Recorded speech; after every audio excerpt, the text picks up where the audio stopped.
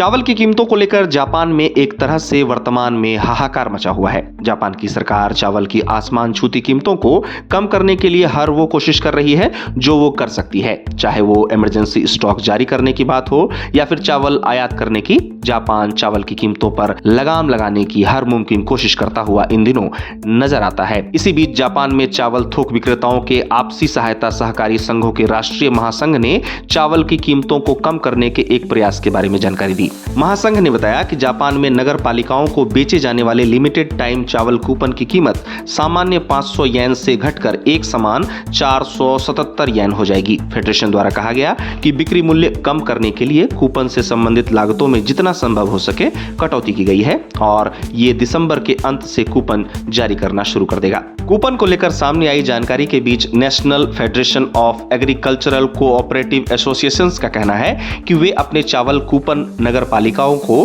500 येन से 10 से 20 येन कम कीमतों पर बेचेगा। आपको बता दें कि जापान में चावल थोक विक्रेताओं के आपसी सहायता सहकारी संघों के राष्ट्रीय महासंघ, जिसे जेन बेईहान के नाम से जाना जाता है, जापान भर में बेचे जाने वाले चावल कूपन में लगभग 80% की हिस्सेदारी रखता है। जेन बेईहान द्वारा चावल के कूपन में कटौती को लेकर हाल ही में जापान के कृषि मंत्री नोरिकाजु सुजुकी ने एक प्रेस कॉन्फ्रेंस में कहा कि जेन बेईहान और जॉन नोह दोनों ने लागत में जितना संभव हो सके कटौती की है ताकि उपभोक्ता आसानी से चावल कूपन का उपयोग कर सकें। गौरतलब है कि जापान की जनता इस समय चावल की आसमान छूती कीमतों से परेशान है। उम्मीद की जा रही है कि जापान में चावल की नई फसल आने के बाद चावल की कीमतें सामान्य हो सकेंगी। हाल ही में जापान में चावल की औसत रिटेल कीमत 3 सप्ताह में पहली बार नए रिकॉर्ड ऊंचाई पर पहुंच गई थी। जापान में चावल संकट इस तरह लगातार इन दिनों सुर्खियों में बना हुआ है।